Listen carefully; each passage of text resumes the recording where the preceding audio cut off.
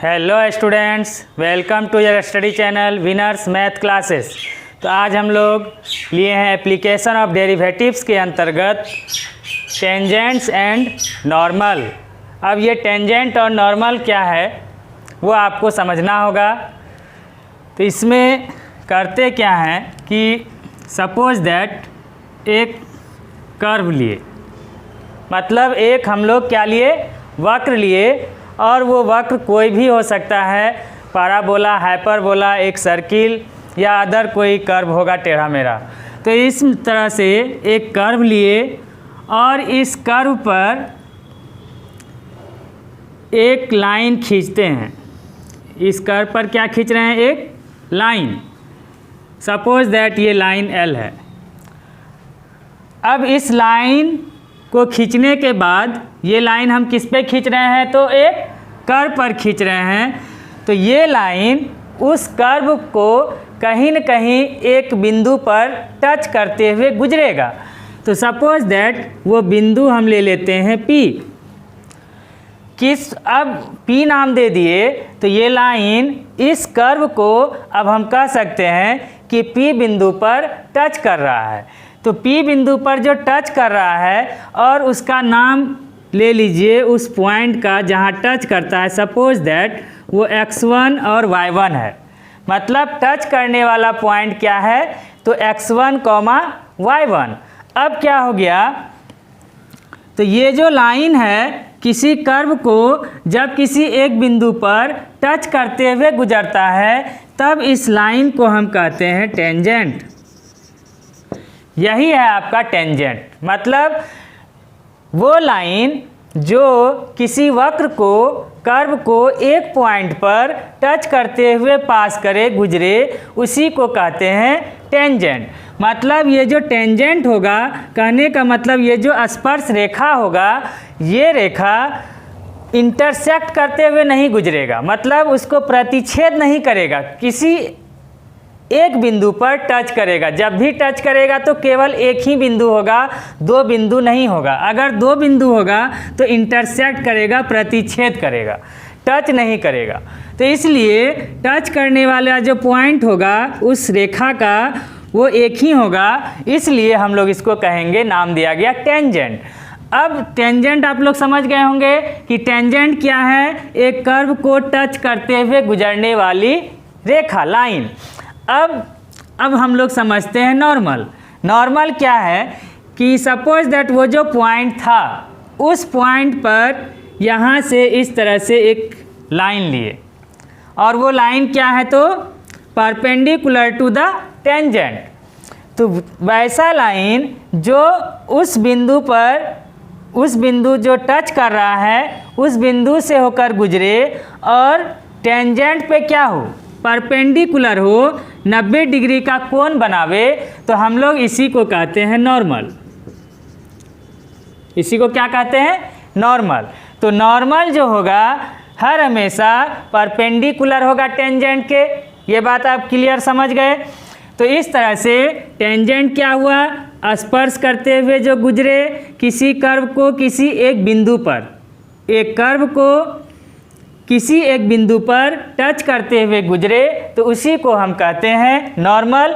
और उस बिंदु से एक लाइन गुजरे जो कि टेंजेंट पर क्या हो, लंब हो, तो उसको हम लोग कहते हैं नॉर्मल। तो इस तरह ये टेंजेंट हो गया और ये नॉर्मल हो गया, मतलब अभिलंब हो गया, और ये स्पर्श रेखा हो गया। क्लियर हो गया। जो आपका टेंजेंट और नॉर्मल था वो आपने समझ लिया, किसको हम टेंजेंट कहते हैं, किसको नॉर्मल कहते हैं। तो अब है क्या कि इस टेंजेंट का स्लोप क्या होगा। इस टेंजेंट का स्लोप पढ़ना है आपको और नॉर्मल का स्लोप पढ़ना है। इसके लिए हम लोग सबसे पहले ज्योमेट्रिकल फॉर्म में आपको समझाते हैं, तब आपको समझ में आएगा कि कर्व के केस में नॉर्मल और टेंजेंट का स्लोप क्या होता है। तो हम लोग क्या करते हैं, इस तरह से एक एक्स एक्सिस, वाई एक्सिस लिए, और एक लाइन जो है, सपोज दैट एक लाइन L है, और ये L लाइन एक्स एक्सिस के साथ कुछ कोण बनाता हो। सपोज दैट वो एंगल है थीटा, वो एंगल क्या है? थीटा है। एक लाइन है जो एक्स एक्सिस के साथ एक कोण एंगल थीटा बनाता हो। अब सुनिए, तो इसमें जो है इस लाइन का स्लोप क्या होगा? Slope of the line. तो स्लोप ऑफ द लाइन क्या होगा? स्लोप ऑफ द लाइन को, स्लोप को m से रिप्रेजेंट करते हैं, तो m इक्वल टू क्या होगा? तो अब सुनिए, स्लोप ऑफ द लाइन जो होता है वो धनात्मक, मतलब पॉजिटिव एक्स एक्सिस, आपको पॉजिटिव एक्स एक्सिस लेना है। पॉजिटिव एक्स एक्सिस ये है, ये निगेटिव एक्स एक्सिस है, ये पॉजिटिव वाई एक्सिस है, ये निगेटिव वाई एक्सिस है। बात किसका हम कर रहे हैं? ध्यान से सुनिएगा, बात हम कर रहे हैं पॉजिटिव एक्स एक्सिस। तो पॉजिटिव एक्स एक्सिस आपका ये हो गया। अब समझ गए? अब पॉजिटिव एक्स एक्सिस का एंटी क्लॉकवाइज डायरेक्शन में एक एंगल बनाता हो उस लाइन के साथ, मतलब वो लाइन पॉजिटिव एक्स एक्सिस के साथ एंटी क्लॉकवाइज डायरेक्शन में जब एक एंगल बनाता हो तो उसकी एंगल के टेंजेंट को, उस एंगल का जो टेंजेंट होगा वही उस लाइन का स्लोप m कहलाता है। तो ये इसका डिफिनेशन हो गया एक तरह से। तो आप समझ जाइए कि ये जो लाइन है इस एक्सिस के साथ थीटा कोण बनाया, ये लाइन इस तरह भी एंगल एक बना रहा है, इधर से भी एक एंगल बना रहा है और इधर से भी एक एंगल बना रहा है। तो लेकिन हम लोगों को क्या लेना है?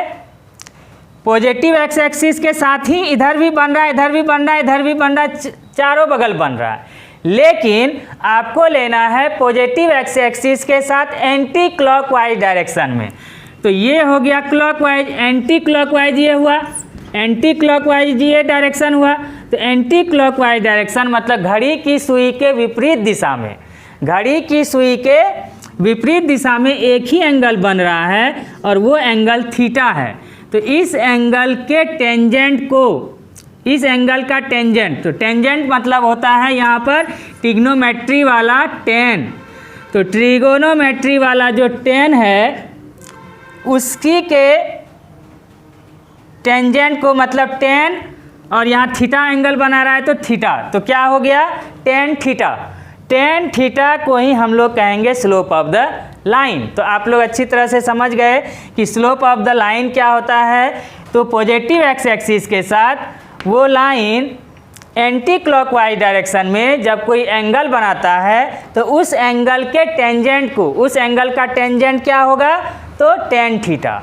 इसी को हम लोग कहते हैं स्लोप ऑफ द लाइन, और स्लोप को m से रिप्रेजेंट करते हैं। तो इस तरह से m इक्वल टू हो गया, m equal to tan theta, where m क्या है? तो slope of the line.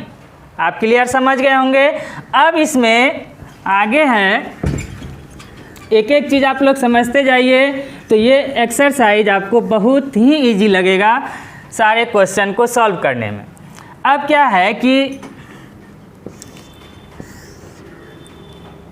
Suppose that दो लाइन खींचे, दो लाइन लिए हम लोग, एक लाइन का नाम दे देते हैं L1 और दूसरे का L2। एक लाइन L1 है, दूसरा लाइन L2 है। L1 line positive x axis के साथ थीटा एंगल बना रहा है एंटी क्लॉकवाइज डायरेक्शन में, अभी तुरंत समझाए। और ये L2 line positive x axis के साथ एंटी क्लॉकवाइज डायरेक्शन में थीटा 2 कोण बना रहा है, थीटा 2 एंगल बना रहा है। तो अब जो है क्या होगा, आप लोग छोटी कक्षा में पढ़े होंगे कि यदि दो लाइन पैरेलल हो और एक लाइन उसको इंटरसेक्ट करे, प्रतिच्छेद करते हुए गुजरे, तो ये एंगल जो होता है, ये एंगल मान लीजिए थीटा 1 है और ये एंगल थीटा 2 है, तो ये दोनों एंगल क्या होता है? इक्वल होता है। ये आप लोग पढ़े होंगे 9th या 10th में। अब क्या है कि यहाँ भी उसी तरह से समझिए कि ये एंगल, दो लाइन है, दोनों लाइन क्या है? तो पैरेलल है, और ये लाइन जैसे इंटरसेक्ट कर रहा है तो उसी तरह ये लाइन इस दोनों पैरेलल लाइन को इंटरसेक्ट करते हुए जा रहा है। तो उसी तरह से ये एंगल और ये एंगल, ये दोनों एंगल क्या होगा? आपस में समान होगा, बराबर होगा। तो समान होगा या बराबर होगा, तो इसी के, इस एंगल का जो टेंजेंट होगा, इस एंगल का टेंजेंट क्या होगा? tan θ1 और इस एंगल का टेंजेंट क्या होगा tan θ2 और ये दोनों एंगल क्या होता है बराबर होता है। कहने का मतलब इसका स्लोप और इसका स्लोप दोनों का स्लोप समान होगा। तो लाइन का स्लोप जैसे tan θ हुआ तो इस एंगल का tan θ1 और इस एंगल का स्लोप tan θ2 दोनों का स्लोप क्या होगा इक्वल होगा, बराबर होगा। अगर ये tan θ1 क्या है तो लाइन L1 का स्लोप है, slope of the line L1 और ये tan θ2 क्या है तो slope of the line L2 और चूंकि M1 बराबर M2 होगा दोनों का स्लोप समान होगा क्योंकि पैरेलल है। तो पैरेलल है दोनों का स्लोप समान होगा तो इसलिए हम लोग लिख सकते हैं कि यदि इसका स्लोप M1 है और इसका स्लोप M2 है तो M1 इक्वल टू M2। तो इसका कंडीशन क्या हुआ if two lines are parallel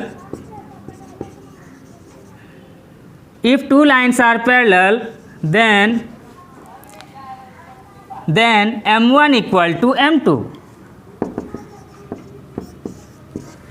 यदि दो लाइन पैरेलल हो तो दोनों का जो स्लोप होगा इस लाइन का स्लोप M1 और इस लाइन का स्लोप M2 ये दोनों स्लोप क्या होगा इक्वल होगा। क्यों इक्वल होगा क्योंकि इसका जो एंगल होगा उस एंगल का जो टेंजेंट होगा tan θ जो होगा वो दोनों समान है इस कंडीशन के अनुसार। इस तरह से आपको ये कंडीशन याद रखना है कि if two lines are parallel then M1 equal to M2। ये क्लास 11th में भी आप पढ़े होंगे, निश्चित रूप से पढ़े हैं, फिर से आप जान जाइए क्योंकि इसका यूज आपको इस एक्सरसाइज में होगा।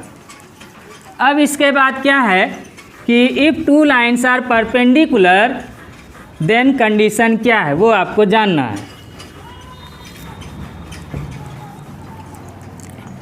तो लिखेंगे इफ़ टू लाइन्स आर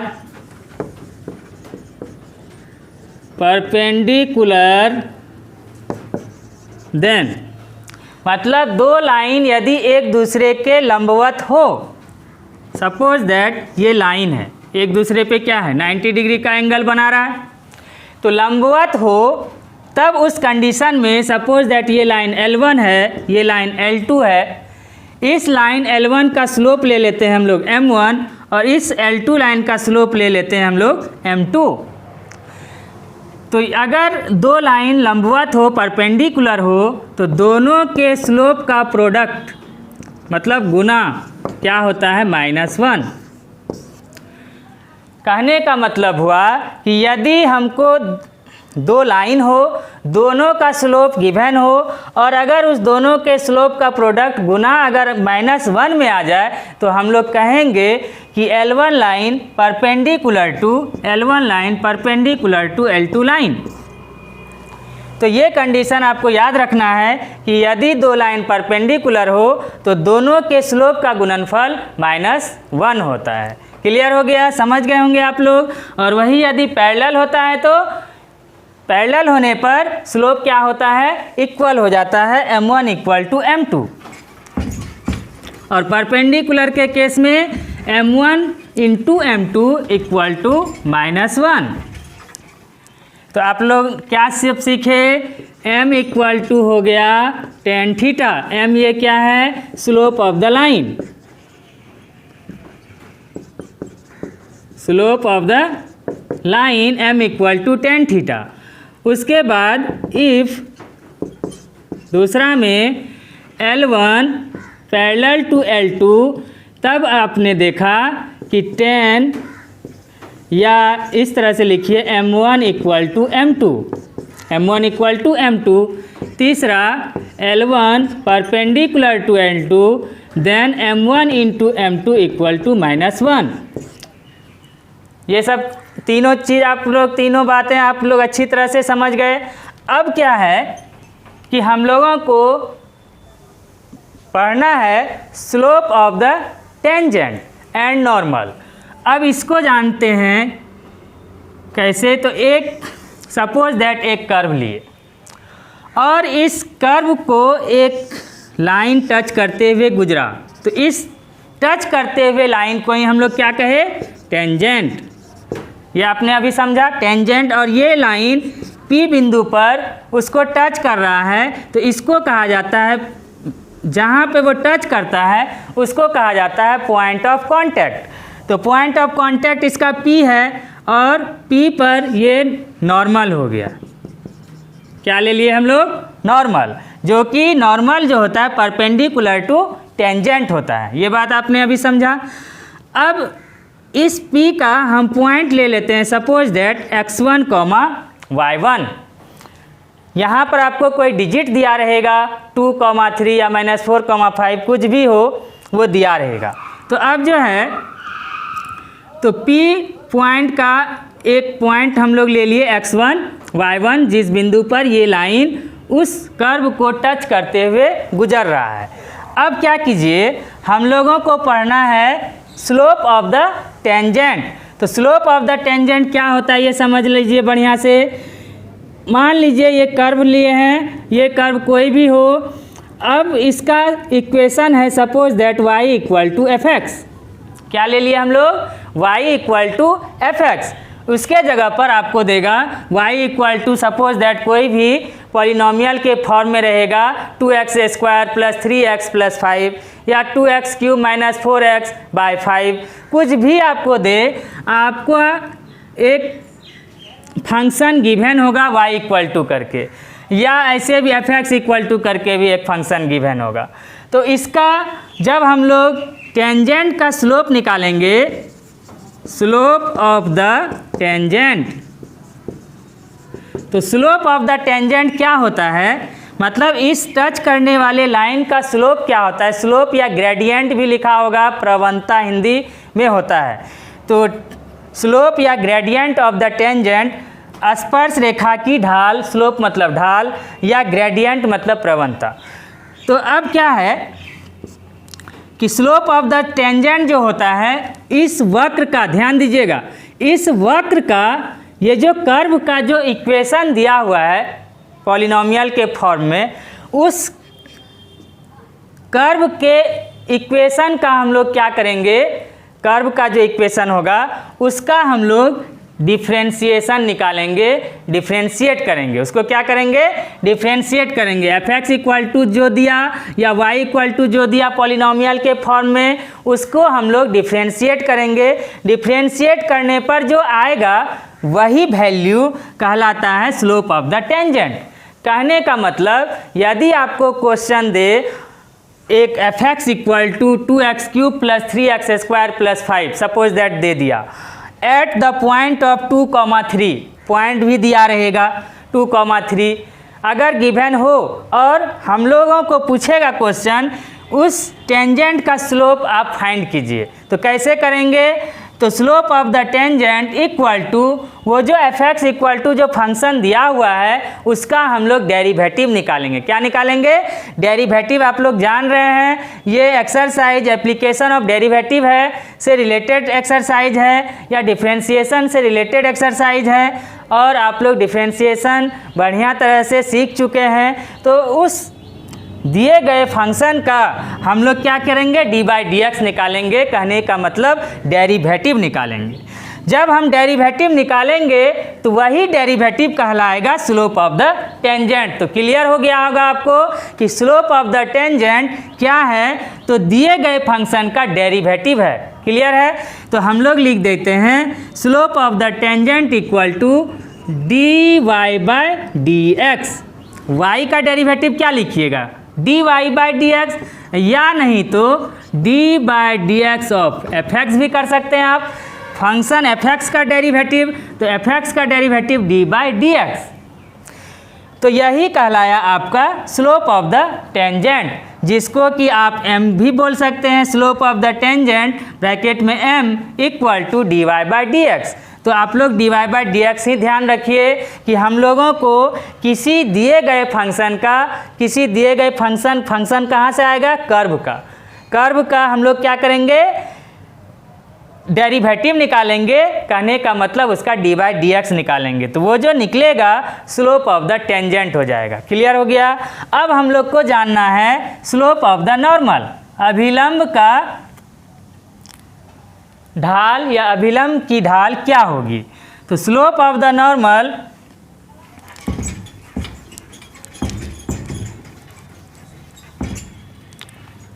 तो सेकंड नंबर लिखते हैं स्लोप ऑफ द नॉर्मल। तो स्लोप ऑफ द नॉर्मल क्या होता है।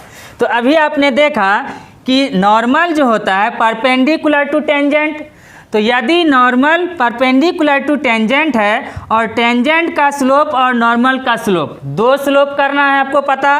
तो सपोज दैट टेंजेंट का ध्यान दीजिए, यहाँ टेंजेंट का स्लोप जो है सपोज दैट m1 लेते हैं, स्लोप कितना लिए हम लोग m1, और नॉर्मल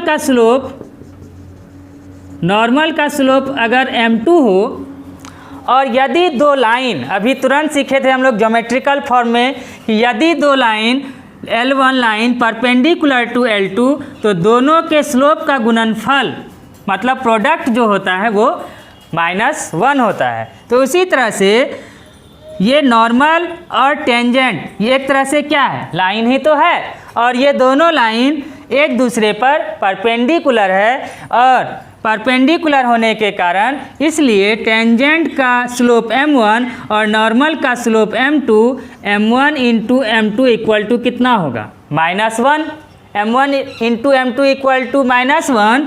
तो इस तरह से हम लोगों को नॉर्मल का स्लोप चाहिए, तो नॉर्मल मतलब m2 चाहिए हमको, तो m2 का m2 उतारिए, m1 क्या निकाले हैं आप, slope of the tangent, tangent का स्लोप m1 है, इसको आप m1 नाम दे सकते हैं। तो slope of the tangent m1 equal to क्या आ रहा है, dy बाई डी एक्स। तो m1 के स्थान पर हम क्या लिखेंगे, dy बाई डी एक्स। तो m1 के जगह पर लिखिए dy by d x equal to -1। अब हम लोगों को क्या चाहिए, m2, तो m2 इक्वल टू कितना हो जाएगा, -1 upon dy by d x, -1 upon dy by d x. तो इस तरह से m2 जो निकला -1 by dy by d x, तो ये m2 क्या था, m2 था स्लोप किसका, तो नॉर्मल का, मतलब स्लोप ऑफ द नॉर्मल को हम लोग लेके चले थे m2। तो इस तरह से ये m2 आया, मतलब स्लोप ऑफ द नॉर्मल आया -1 by dy by d x. समझ गए होंगे आप लोग कि स्लोप ऑफ द टेंजेंट जो होता है उसके उस दिए गए कर्व का जो फंक्शन है उस फंक्शन का डेरिवेटिव होता है, dy बाई डी एक्स निकालने पर स्लोप ऑफ द टेंजेंट मिलता है, और उसी का यदि हम क्या कर दें, निगेटिव रेसिप्रोकल कर दें, कहने का मतलब -1 by dy by d x कर दें, तो हम लोगों को वो हो जाएगा स्लोप ऑफ द नॉर्मल। तो दोनों चीज़ आप समझ गए होंगे कि स्लोप ऑफ द टेंजेंट हम लोगों को कर्व का डेरिवेटिव से मिलता है, और उस डेरिवेटिव के ऊपर यदि -1 लगा दिया जाए, कहने का मतलब निगेटिव रेसिप्रोकल कर दिया जाए या उसका उल्टा कर दिया जाए और उसमें माइनस लगा दिया जाए, तो वही चीज़ कहलाता है स्लोप ऑफ द नॉर्मल। तो ये दो चीज़ क्लियर हो गया कि स्लोप ऑफ द टेंजेंट और स्लोप ऑफ द नॉर्मल आपका क्या है। अब चलिए आगे।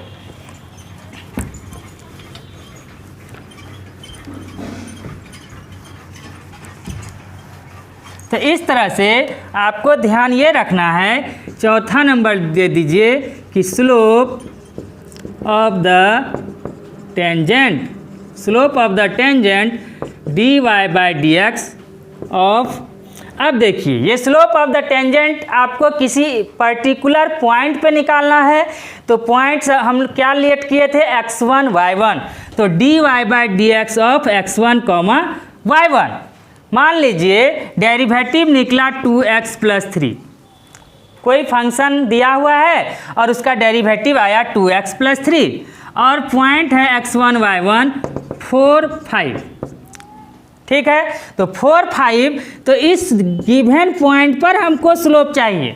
तो इस गिवन, अभी तो आपने डेरिवेटिव किया, कहने का मतलब dy बाई डी एक्स निकाल के रखा है 2x + 3। लेकिन अब हमको उस पर्टिकुलर पॉइंट पर हमको स्लोप चाहिए, तो पर्टिकुलर पॉइंट गिवन है 4,5। तो 4,5 कहने का मतलब एक x का वैल्यू है और एक y का वैल्यू है। एक्स वाई पॉइंट है, या x1 y1 कहिए या xy कहिए। तो xy में यहाँ x यूज किया, तो इस तरह से x के जगह पर भर देंगे 4 + 3। y नहीं पता, मतलब y पता है लेकिन इसमें y तो आया नहीं, तो इसलिए y वहीं रह जाएगा। x का वैल्यू पुट कीजिए, 4 × 2 = 8 + 3 = 11।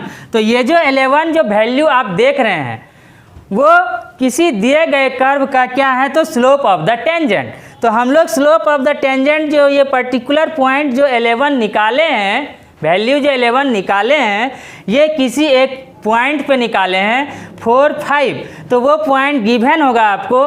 तो यहाँ पर आप फार्मूला में इसलिए लिखिए स्लोप ऑफ द टेंजेंट। कैसे निकलता है स्लोप ऑफ द टेंजेंट, तो dy/dx of that particular point x1 y1 या x, y। अब आपका उसी तरह से स्लोप ऑफ द नॉर्मल,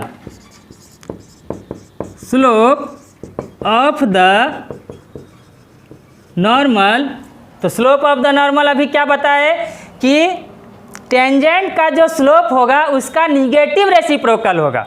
तो स्लोप ऑफ द टेंजेंट का negative reciprocal -1/dy/dx of x, y या x1, y1, that particular point. उस पर्टिकुलर पॉइंट पर ही हम लोग स्लोप ऑफ द नॉर्मल मतलब अभिलंब की ढाल निकालेंगे। तो ये चीज़ आप इतना सारा कुछ समझ गए होंगे कि हम लोगों ने इसको किस तरह से निकाला और उसका रीजन क्या हुआ। तो अब आप आगे क्या है, अब आगे है कि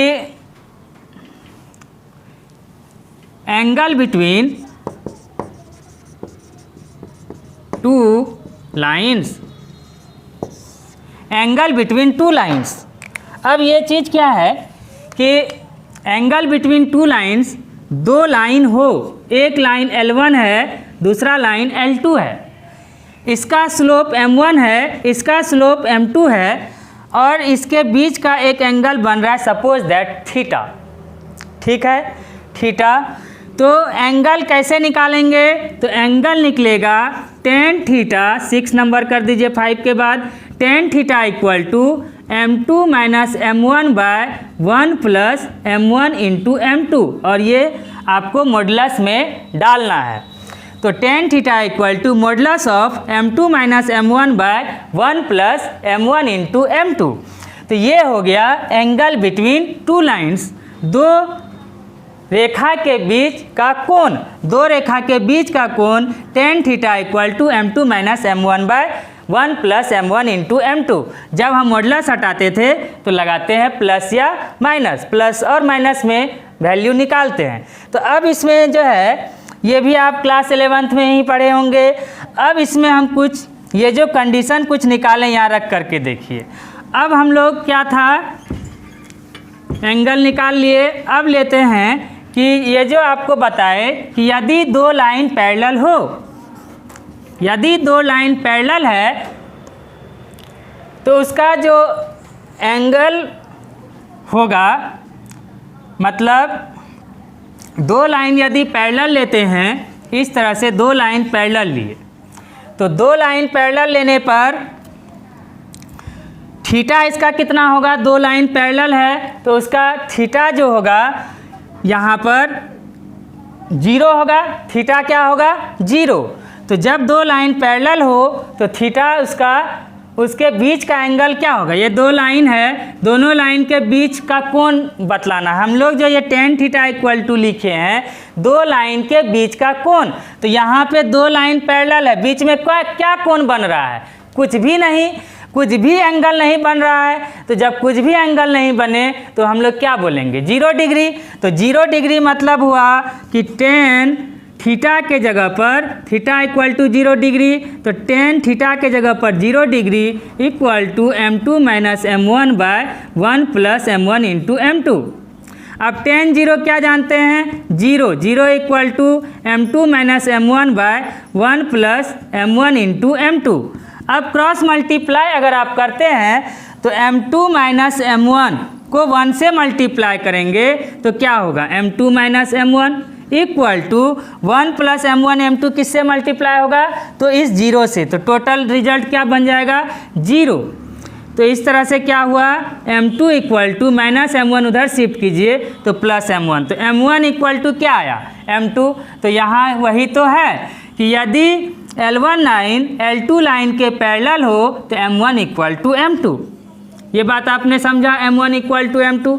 अब आपको समझना है कि यदि दो लाइन परपेंडिकुलर हो तो ये कंडीशन कैसे हुआ। सब कुछ एक एक चीज़ आप समझ जाइए तो जिससे आपको ये एक्सरसाइज काफ़ी इजी हो जाएगा।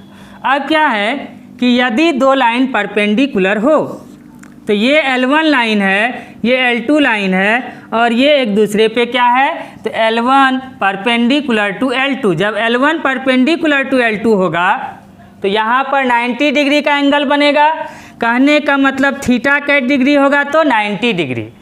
अब आप उसमें पुट कीजिए tan 90 degree equal to m2 minus m1 by 1 plus m1 into m2। और tan 90 क्या होता है, तो अनडिफाइन होता है, अपरिभाषित होता है। तो अपरिभाषित क्यों होता है, क्योंकि उसका जो वैल्यू आता है 1/0, मतलब अपरिभाषित अनडिफाइंड किसको कहते हैं, तो 1/0 को। तो 1/0 equal to m2 minus m1 by 1 plus m1 into m2। अब क्या हुआ, क्रॉस मल्टीप्लाई कीजिए तो 1 प्लस m1 m2 1 से मल्टीप्लाई होगा तो 1 प्लस m1 इंटू m2 होगा equal to m2 minus m1 multiply by 0 equal to result 0। इतना को 0 से गुना करने पर रिजल्ट क्या मिला हमको, 0 मिला। 0 मिला तो इस तरह से m1 into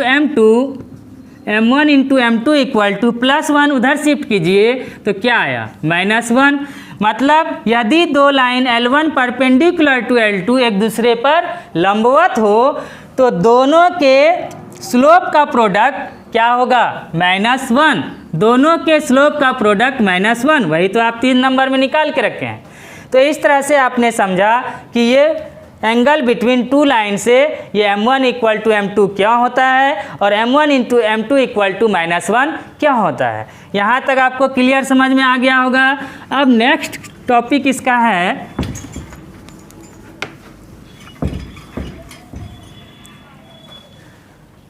equation of tangents and normals.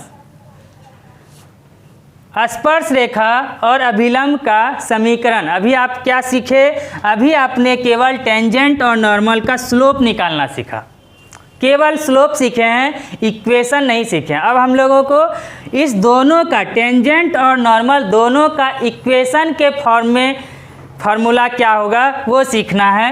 तो चलिए आगे सीखते हैं। तो लिखते हैं इक्वेशन ऑफ, हेडिंग दे दीजिए इक्वेशन ऑफ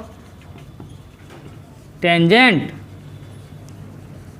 तो इक्वेशन ऑफ टेंजेंट्स क्या होगा, अभिलंब का समीकरण, सॉरी स्पर्श रेखा का समीकरण क्या होगा, इक्वेशन ऑफ टेंजेंट। टेंजेंट मतलब टच करने वाला लाइन, स्पर्श करने वाला लाइन, कर्व को टच करते हुए गुजरने वाला लाइन, उस लाइन का इक्वेशन चाहिए, समीकरण चाहिए।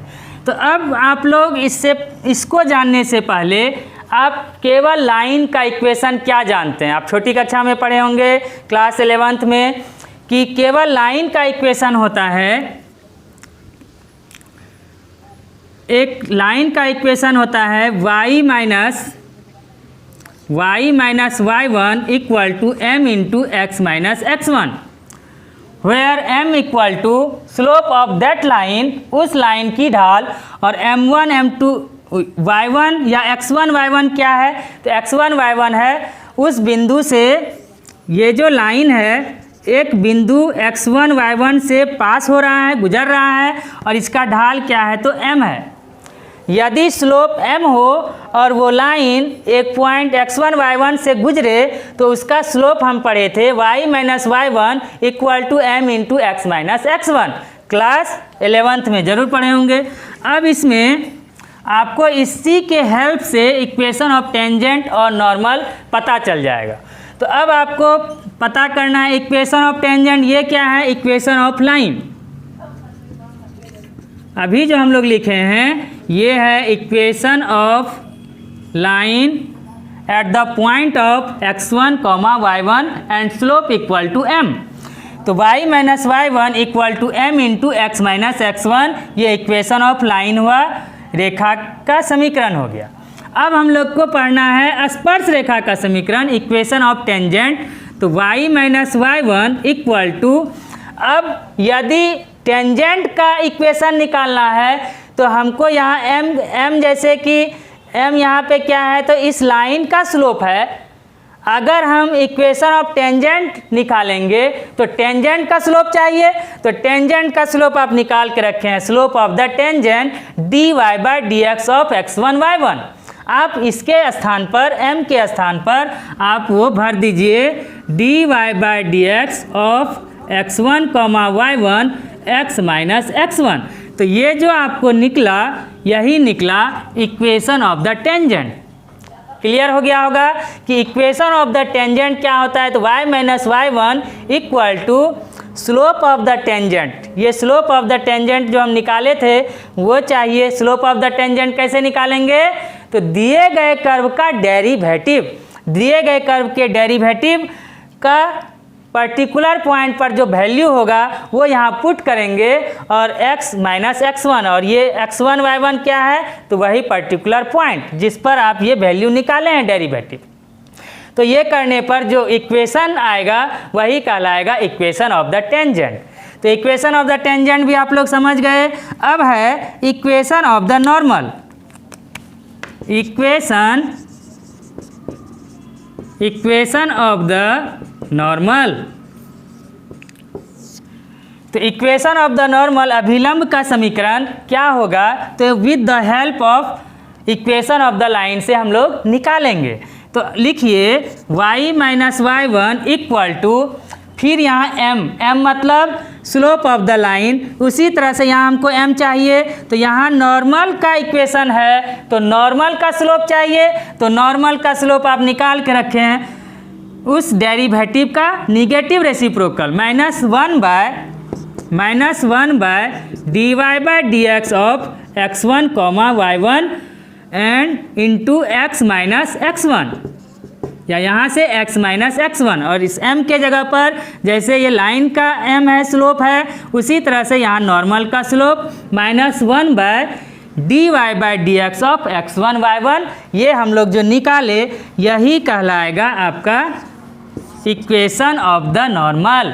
तो आप लोग समझ गए होंगे कि इक्वेशन ऑफ द टेंजेंट और इक्वेशन ऑफ द नॉर्मल क्या होता है। तो आपको क्वेश्चन में वहाँ गिवन रहेगा कि equation of the normal find कीजिए या equation of the tangent find कीजिए, तो जो रहेगा उसके अनुसार से करेंगे। तो ये चीज़ हम फिर नेक्स्ट वीडियो में आपको बताएंगे कि इक्वेशन ऑफ द नॉर्मल और टेंजेंट कैसे बनाया जाता है, क्वेश्चन अकॉर्डिंग टू क्वेश्चन। अभी हम लोग सिर्फ इसका थ्योरी पढ़ रहे हैं, तो ये थ्योरी आप लोग अच्छी तरह से समझ जाइए, तो क्वेश्चन में किसी भी प्रकार का दिक्कत नहीं आए।